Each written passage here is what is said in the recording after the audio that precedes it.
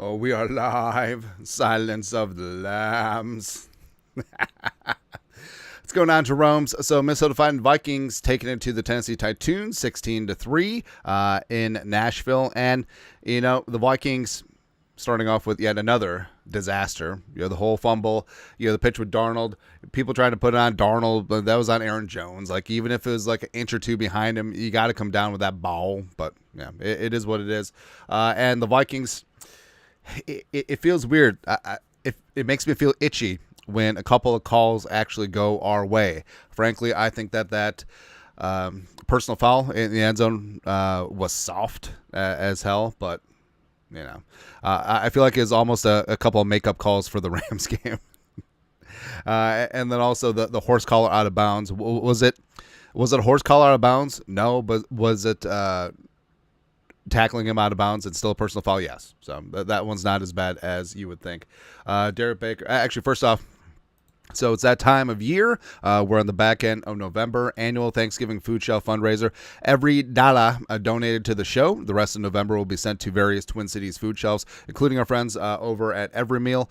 So super chats, as we're doing on the live stream, as well as Venmos, Cash Apps, PayPals. Any way you donate to the show will be sent to Twin Cities food shelves, or you can donate directly to Every Meal in the description below. Links are all there. If you donate direct, shoot an email so we can count it in the total. You guys are the absolute best. And also, if you got a comment, question you want read on the live streams, toss a couple bucks in the super chat like a guy, Derek Baker, longtime OG Jerome. $10 Canadian. Great game plans from Kevin O'Connell and Flo. Hawks presence has opened it up for Addison and JJ. And I really do like what Darnold has done today. And I feel like Kevin O'Connell's had a come to Jesus moment with Darnold. Just like, hey, you literally just need to take what is there as opposed to forcing it. And guess what? When you do that, I mean, teams adjust. I mean, they're not going to be like the Jaguars who shot their wad playing their Super Bowl last week and then just rolling over for the Lions. Not that I'm bitter.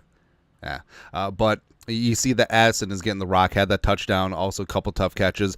Jefferson is still getting his as well, so everything is opening up, and it's beautiful right now. Next, let's see here. William Dittmer, $20. Danish? The Darnoldnator is back. Remember Nick Mullins. Yeah. This is the best that Darnold's looked since, I don't know, the Week 4 Packers game, probably. Revert, $5 for the sake of my fantasy team. I need Aaron Jones step up. Well, I'm playing against Aaron Jones this week, so go Cam Akers. Let's see here. Kelly Regasis, $7 Canadian. I love Aaron Jones. He's still RB1, but Akers looks more explosive. Darnold feasting. Glad he's not force feeding it to JJ. Also, feel like we need a tall receiver. Oh yeah, we could have had N'Keal Harry back. Except I think he's with the Seahawks practice squad now. And this goes back to Teddy back in the day, because Teddy needs a tall receiver. Did you know that he and Devontae Parker played together in college at Louisville? It's funny. Michael Freer, $2. You're the best in the business. No, you are. Lila Crew, $10. What up? Martin Simpson, what up? $100.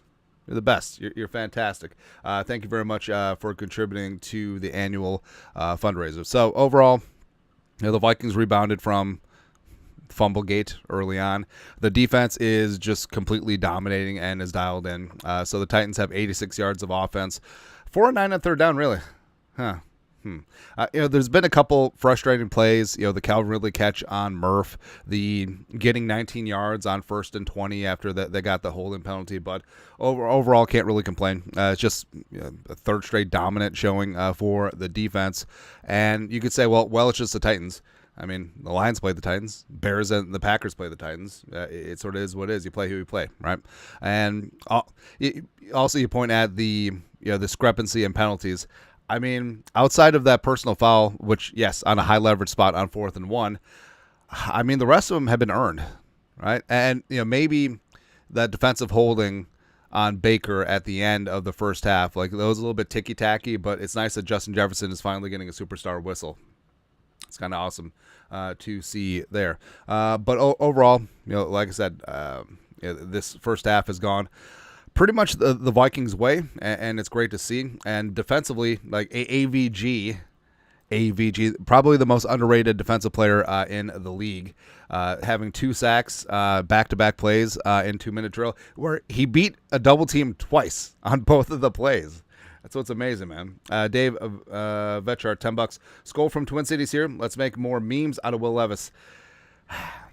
I mean, we should, but the kid is a walking, talking meme anyway. I'm just waiting for the Will Levis moment this week where something completely boneheaded happens and they just roll with that. I don't know, man. But Cashman and Pace. If you notice, there's been a lot of run blitzes on early downs. Basically, linebackers have free reign. Like if it's a early down. If it's early downs, and if it's run, you blitz, and if it's a pass, if your running back, your assignment stays in, you blitz, right?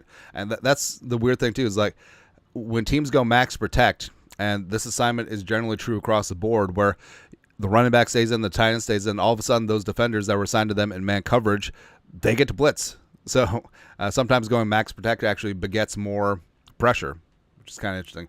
A day of victory, $5. What up? What up? All right, so the rest of it, Jones had his first sack since week 4. Welcome on back.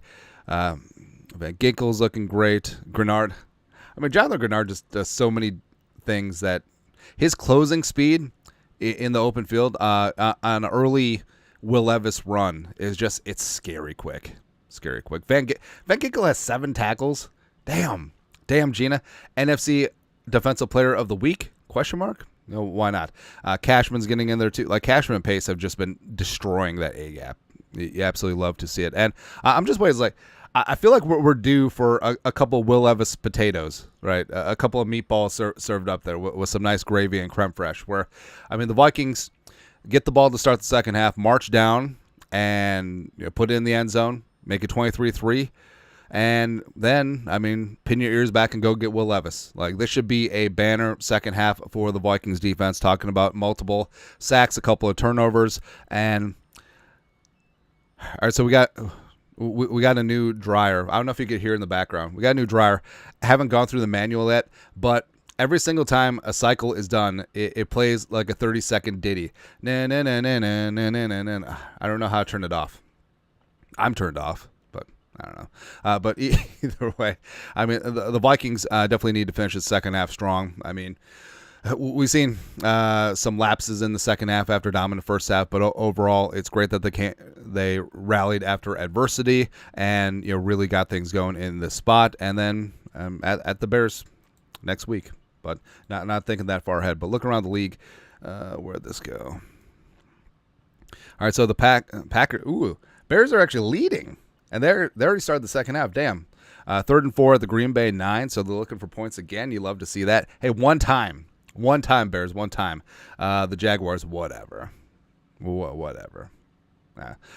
So I've been watching part of this game out of the corner of my eye, and it's just the Jaguars have just completely they shot their wad against the Vikings last week. They played the Super Bowl then, and now they're just rolling over for the Lions again. Whatever.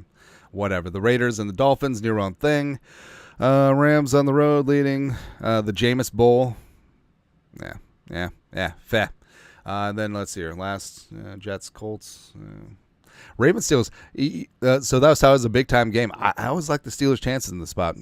Tomlin seems to do well against Lamar Jackson. So there you go. A couple more here.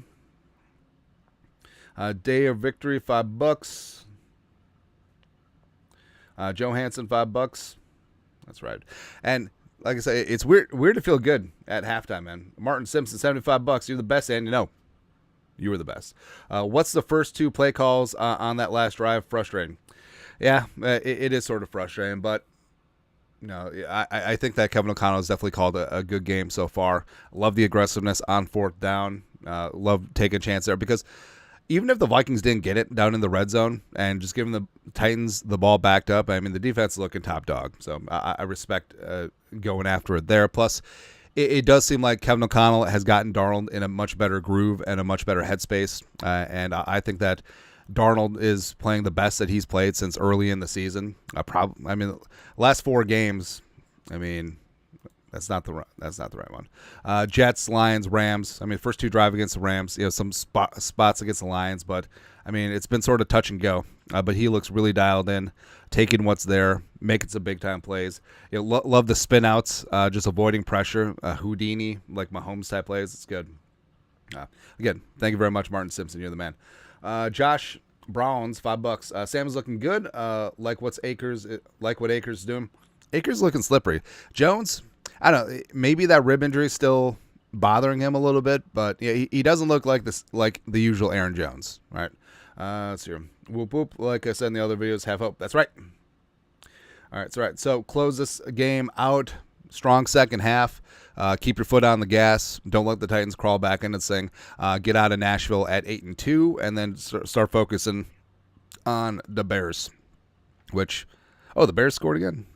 No, a field goal. Never mind. If the Bears wanted to take care of the Packers, certainly would not be mad at that. Plus, the NFL is so stupid. And so we had a Friendsgiving yesterday, and there was a lot of Packers fans there, which I don't know why I associate with Packers fans. But I mean, they were so cocky about the Bears. They're like, oh, it's just another bye week. So I want them to lose so bad. So bad. Almost as bad as I want the Lions to lose, except the Jaguars are just like, no. It's almost like they want Doug fired. Probably. Anyways, that is it for the halftime show. We'll be back here for post-game live stream as well as winners and losers. You guys are the best. You know what to do.